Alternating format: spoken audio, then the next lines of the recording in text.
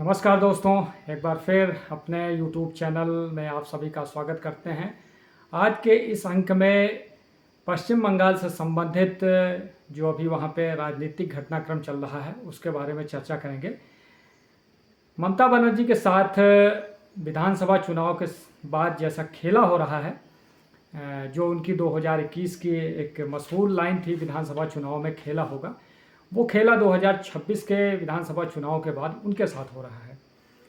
जो कहावत है कि मुड़ मुड़ाए होले पड़े, वही हाल ममता बनर्जी और टीएमसी के साथ हो रहा है।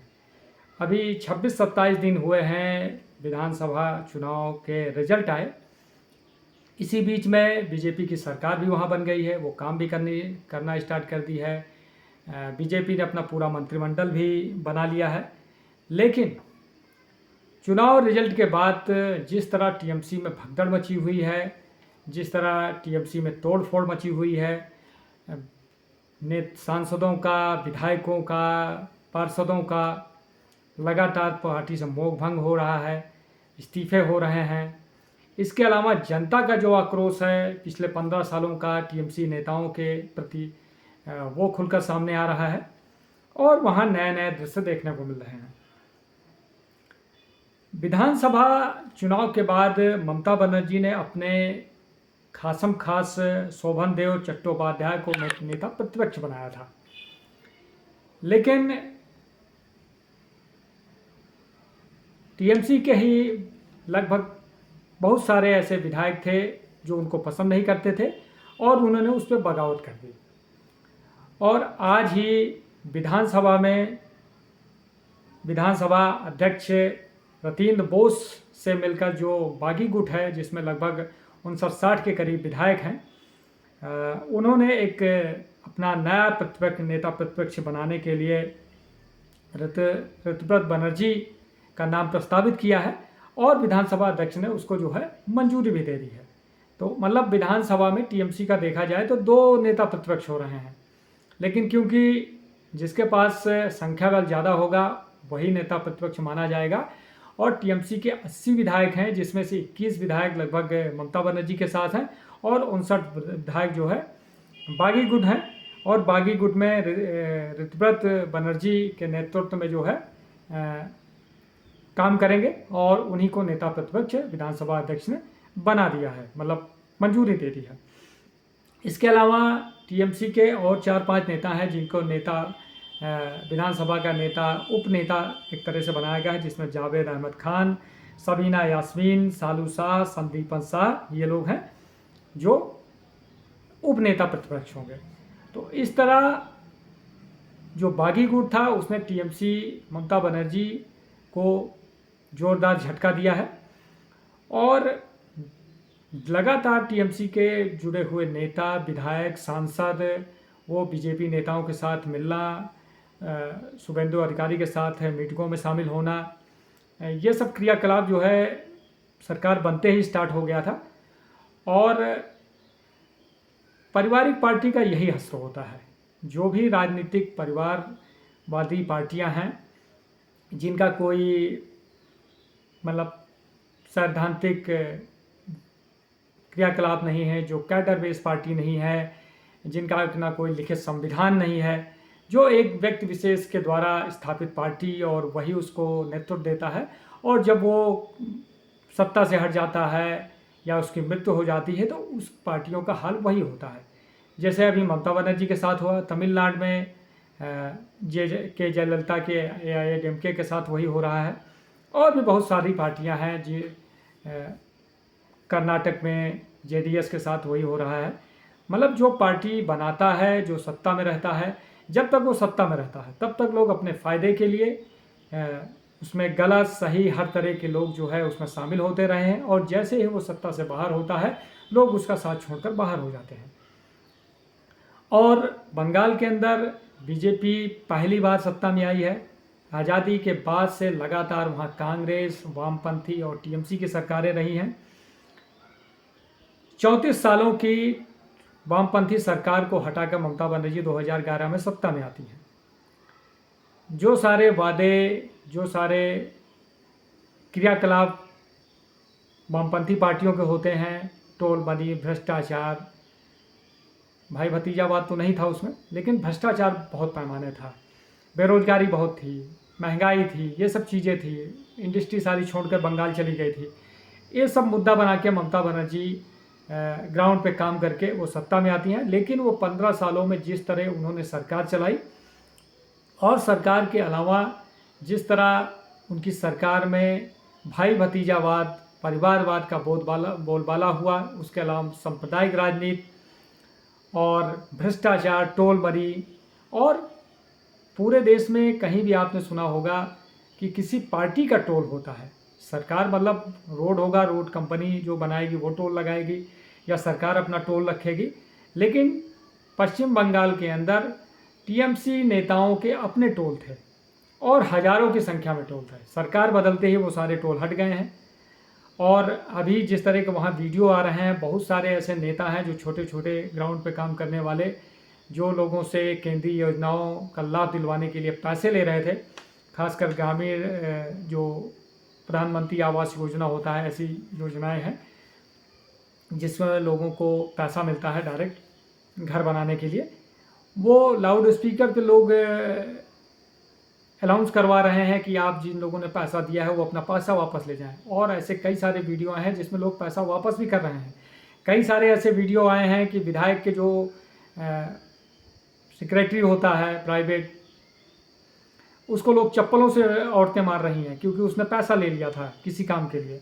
और ये लगातार हो रहा है। जिस तरह अभिषेक बनर्जी के साथ उन्हीं के संसदीय क्षेत्र में औरतों ने उसके ऊपर अंडे और टमाटर से उनका स्वागत किया, मारा उसको, और उस पर भी काफ़ी हो हल्ला हुआ। जो आदमी अपनी लोकसभा में 12 लाख वोटों से जीतता है और उसका विधानसभा चुनाव हारने के बाद उसका जो है इस तरह विरोध होता है, तो लोग ममता बनर्जी से उतने ज़्यादा दुखी नहीं है या उनका उतना विरोध नहीं है। सबसे ज़्यादा विरोध आईपैक जो एजेंसी थी, जिसके वजह प्रशांत किशोर की, जो बंगाल चुनाव का प्रबंधन देख रही थी, और अभिषेक बनर्जी जो इस पूरे सिंडिकेट को, जो भी माफिया था, जो भी कटमनी आती थी, जो भी भ्रष्टाचार था, कोयला घोटाला और भी कई सारे घोटाले जो उजागर हुए थे, उसमें सीधे सीधे संलिप्तता जो है अभिषेक बनर्जी की आ रही थी। तो सबसे ज़्यादा अभिषेक बनर्जी का विरोध हो रहा है। और ममता बनर्जी 2011 के बाद 2014 में पहली बार 26 साल की उम्र में अभिषेक बनर्जी सांसद बनते हैं, 19 में सांसद बनते हैं, 24 में सांसद बनते हैं।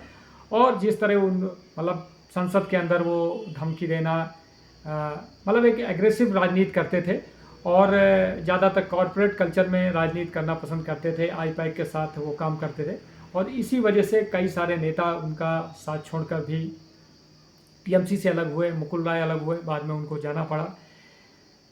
शुभेंदु अधिकारी टीएमसी से अलग होकर बीजेपी में शामिल हुए, आज वो वहाँ के मुख्यमंत्री हैं। इसके अलावा बहुत सारे ऐसे नेता हैं जो टीएमसी छोड़कर अभिषेक बनर्जी की वजह से बाहर आए हैं। और अब जब पार्टी सत्ता से बाहर हो गई है, जब लोगों को लग रहा है कि जो मलाई खा रहे थे पिछले 15 सालों से वो नहीं मिलने वाली है, और सरकार लगातार उनके ऊपर कार्रवाई करने जा रही है, तो वो लोग अपनी जान बचाने के लिए अब वो चीज़ें उजागर हो रही हैं जो पार्टी की खामियां थी। सत्ता के साथ बहुत सारी खामियां भी सरकारों के साथ आ जाती हैं, और वो सारी खामियां टीएमसी और ममता बनर्जी के साथ। और ममता बनर्जी के साथ सबसे बड़ा प्रॉब्लम ये था कि जो भी सत्ता के शीर्ष पे होता है, अगर वो भाई भतीजावाद करना स्टार्ट हो गया, मायावती ने किया, लेकिन मायावती ने वो काम जो है मुख्यमंत्री रहते तो किया, लेकिन उस हिसाब से नहीं किया कि अपने भाई को किसी बहुत बड़े संवैधानिक पद पे बैठा देना या चुनाव लड़वाना। मतलब वो ठेके पट्टे इन सब पे काम में लगे रहे। उनके ऊपर भी कई सारे भ्रष्टाचार के आरोप लगे हैं। इसके अलावा अपने भतीजों को पार्टी में लाई और उसको बढ़ाया, लेकिन जब उसने थोड़ा सा गलत काम किया तो उसको दंडित भी किया और फिर से उसको पार्टी में लिया। इसके अलावा समाजवादी पार्टी में बहुतायत के संदर्भ में मुलायम सिंह यादव परिवार के लोग जो है सांसद विधायक बनते रहे हैं, और आज समाजवादी पार्टी की क्या दुर्दशा है ये देखने वाला है। और 27 का चुनाव अगर समाजवादी पार्टी हार जाती है और वो सत्ता में वापसी नहीं कर पाती, तो जो चीज़ टीएमसी के साथ बंगाल में हो रहा है वही चीज़ समाजवादी के साथ पार्टी के साथ यूपी में होगा। कई सारे गुट बनेंगे, पार्टी टूटेगी, जो लोग आज चुप बैठे हुए हैं, अखिलेश यादव के पीछे लगे हुए हैं, वही लोग उनका विरोध करना स्टार्ट कर देंगे। वही चीज़ टीएमसी के साथ हो रहा है, ममता बनर्जी के साथ। ममता बनर्जी ने एक बहुत बड़ी गलती की, उन्होंने अपने भतीजों को आगे बढ़ाया और भतीजा इतना ज़्यादा पार्टी पे हावी हो गया, नेताओं पे हावी हो गया कि वो ममता बनर्जी को ही हटाकर मुख्यमंत्री बनने की कोशिश में पिछले काफ़ी सालों से लगे रहे हैं, कामयाब नहीं हुए। और उसमें पुराने नेताओं और नए नेताओं का जो यंग लीडर हैं उनका टकराव भी होता रहा है।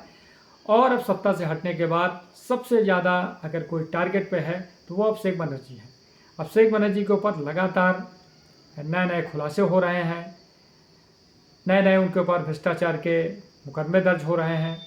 और जो टीएमसी के अंदर ये भगदौड़ मची हुई है, वो उसमें भी सबसे ज़्यादा अगर किसी का विरोध हो रहा है तो वो अभिषेक बनर्जी का हो रहा है, क्योंकि उन्हीं की वजह से और आई पैक और अभिषेक बनर्जी, इनका सबसे ज़्यादा विरोध हो रहा है। ममता बनर्जी का उतना विरोध नहीं है। ममता बनर्जी आज भी लोग उनको सम्मान के नज़रिए से देखते हैं, वो क्योंकि जिस तरह की राजनीति करके वो यहाँ तक आई हैं, 15 सालों तक मुख्यमंत्री रही हैं, 45 साल के अपने राजनीतिक सफ़र में वो कांग्रेस में रही हैं, कांग्रेस के बड़े बड़े पदों पर रही हैं। इसके अलावा वो फिर अपनी पार्टी बनाती हैं और 98-97 के समय पे टीएमसी का गठन करती हैं और 10-12-15 साल जो है वामपंथ सरकार से लड़ती रही हैं। कई बार उनके ऊपर हमले भी होते हैं और स्ट्रीट फाइटर के तहत जगह जगह धरना प्रदर्शन, मतलब अपनी बात लोगों तक पहुंचाने का उनके पास जो जरिया था उस समय, उसका उन्होंने भरपूर इस्तेमाल किया और 34 साल पुराने वामपंथी शासन को उन्होंने 2011 में उखाड़ कर फेंक दिया। जो ममता बनर्जी बांग्लादेशी घुसपैठियों को बाहर निकालने की बात करती थी, भ्रष्टाचार मिटाने की बात करती थी, रोजगार की बात करती थी, वही ममता बनर्जी 2011 की सत्ता के आने के बाद ये सारी कुरीतियाँ उनके साथ हो गई।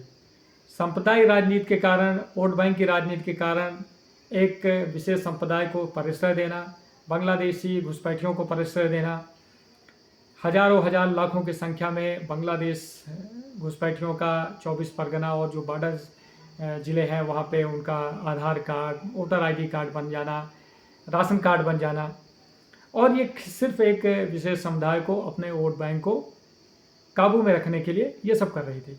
इसके अलावा जो वामपंथी शासन में जो टोलाबाजी, जो भ्रष्टाचार था, वही चीज़ें धीरे धीरे टीएमसी में आना शुरू हो गई। बहुत सारे नेता आए, उनके साथ उनके समर्थक आए और वही चीज़ें टीएमसी के साथ हो गया। अभी सरकार बदली है, टीएमसी के बहुत सारे नेता, बहुत सारे पार्षद रातों रात वो बीजेपी का झंडा लगा के घूमने लगे हैं। लेकिन वहाँ के मुख्यमंत्री के द्वारा, बीजेपी के जो प्रदेश अध्यक्ष हैं उनके द्वारा, उनके अलावा दिलीप घोष, बहुत सारे नेता हैं जो लगातार ये बयान दे रहे हैं कि हम टीएमसी या विपक्ष के किसी भी नेता को अपने में शामिल नहीं करेंगे, क्योंकि बीजेपी को पता है कि अगर ये लोग इनको पार्टी में शामिल कर लिया जाएगा तो सबसे पहले तो एक तो बेइज्जती होगी, दूसरा जिससे हम 15 साल 10 साल 15 साल से लड़ रहे हैं, जिसकी वजह से 300-350 कार्यकर्ता मारे गए और जिसकी वजह से जो सारी कुरीतियाँ थी, जिसकी वजह से बीजेपी वहाँ सत्ता में आई है, वही सारी कुरीतियाँ फिर बीजेपी सरकार में भी आ जाएंगी। तो इस वजह से ना तो किसी टीएमसी सांसद को, ना किसी टीएमसी विधायक को, ना किसी पार्षद को बीजेपी अपने सम्मिलित कर रही है। और जो लोग पार्टी में आए हैं उनको भी लगातार चिन्हित कर रही है। 20,000 की संख्या में ऐसे टीएमसी कार्यकर्ता, नेता हैं जिनको बीजेपी ने चिन्हित कर रखा है कि ये टोलाबाजी करते, ये भ्रष्टाचार करते थे। मतलब अलग अलग तरीक़ों से लोगों को प्रताड़ित करना, जनता को परेशान करना और भ्रष्टाचार करना, ये सब चीज़ें बीजेपी ने पहले से चिन्हित कर रही है। इसी वजह से किसी टीएमसी के नेता को बीजेपी अपने में शामिल नहीं कर रही है। और जिस तरह टीएमसी और ममता बनर्जी के साथ ये सारी चीज़ें हो रही हैं, ये आने वाले समय में टीएमसी के लिए, ममता बनर्जी के लिए बहुत ज़्यादा परेशानी का सबब बनेगा। इसी को ध्यान में रखते हुए ममता बनर्जी ने टीएमसी के जितने आनुवांशिक संगठन थे, चाहे महिला संगठन हो, युवा संगठन हो, मजदूर हो, जो भी संगठन है, 15-16 संगठन है लगभग इनके, उसको सभी को इन्होंने डिसमेंटल कर दिया, मतलब ख़त्म कर दिया है। बाद में इसकी कार्यकारिणी का गठन किया जाएगा, क्योंकि पिछले 25-26 दिनों में जब से रिजल्ट आया है तब से टीएमसी में भगदड़ की स्थिति है। और आज जिस तरह विधानसभा अध्यक्ष ने बागी गुट को विधानसभा में नेता प्रतिपक्ष का पद दे दिया है, आने वाले समय में टीएमसी के चुनाव चिन्ह, टीएमसी के पार्टी पे कब्जा, ये सब चीज़ें जो हम महाराष्ट्र में शिवसेना और एनसीपी के साथ देख चुके हैं, वही चीज़ें अब टीएमसी के साथ होते हैं। बीजेपी की कोशिश होगी कि टीएमसी में कोई एकनाथ शिंदे न बने, बल्कि टीएमसी कई सारे गुटों में बटी रहे और आगे कई सालों तक यही स्थिति बनी रहे। कई सारे वहाँ पे वामपंथी भी पार्टियां हैं, कांग्रेस भी है और टीएमसी भी है। कांग्रेस और वामपंथी पार्टियों की कोशिश होगी कि किसी तरह जो टीएमसी का वोट बैंक है या टीएमसी का उस जो बेस है उसको किसी तरह से अपने में मिलाया जाए। तो उनकी भी कोशिश रहेगी कि टीएमसी किसी तरह डाउन हो और आने वाले कुछ वर्षों में फिर इसकी जगह कौन लेगा, वामपंथी पार्टियां लेगी या कांग्रेस लेगी या टीएमसी फिर से उभर के मायावती ऊपर बाहर मतलब फिर से आएंगे वो। लेकिन अभी के जो हालात दिख रहे हैं वो ममता बनर्जी, अभिषेक बनर्जी और टीएमसी, ये तीनों के लिए सुखद नहीं है, क्योंकि बागी गुट हो गया है। 60 के करीब विधायक अलग हो चुके हैं। 20-22 लोकसभा और राज्यसभा के सांसद हैं, वो भी जो है लगातार बागी रुख अपनाए हुए हैं और आने वाले समय में दिख रहा है कि ये बागी गुटों के साथ ये भी सम्मिलित हो सकते हैं, क्योंकि बीजेपी तो अभी इनको लेने वाली नहीं है। तो इस तरह कहीं ऐसा ना हो जाए कि ममता बनर्जी अपने ही पार्टी में बेगानी हो जाएं और ऐसा ना हो कि ममता बनर्जी और अभिषेक बनर्जी वही पार्टी से निकाल दिए जाएं, जैसा उद्धव ठाकरे के साथ हुआ या शरद पवार के साथ हुआ। वो चीज़ ममता बनर्जी के साथ भी हो रही है।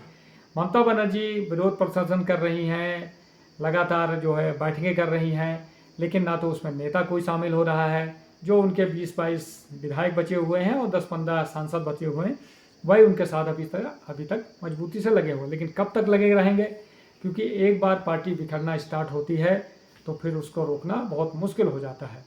और आने वाले समय में टीएमसी के लिए बहुत चुनौतियां होंगी, ममता बनर्जी के लिए चुनौती होगी। लेकिन अभी के जो हालात हैं उसमें बंगाल की राजनीति में और बहुत सारे खेला होने बाकी हैं। ममता बनर्जी पिछले चुनाव में जिस तरह बीजेपी के साथ खेला किया था, वही चीज़ 2026 के चुनाव के बाद अब बीजेपी टीएमसी के साथ खेला कर रही है। और ये खेला कितना आगे जाएगा ये आने वाले समय में होगा। लेकिन अभी के लिए टीएमसी के 2 दिन चालू हो गए हैं और ममता बनर्जी और अभिषेक बनर्जी के लिए भी तो बहुत चुनौतीपूर्ण स्थिति होने वाली है। तो आज के लिए इतना ही। आने वाले वीडियो में फिर किसी मुद्दे पे, फिर किसी राजनीतिक घटनाक्रम या जो भी होगा देश दुनिया में चलता रहता है, उस पर आपसे चर्चा करेंगे। धन्यवाद। जय हिंद, जय भारत।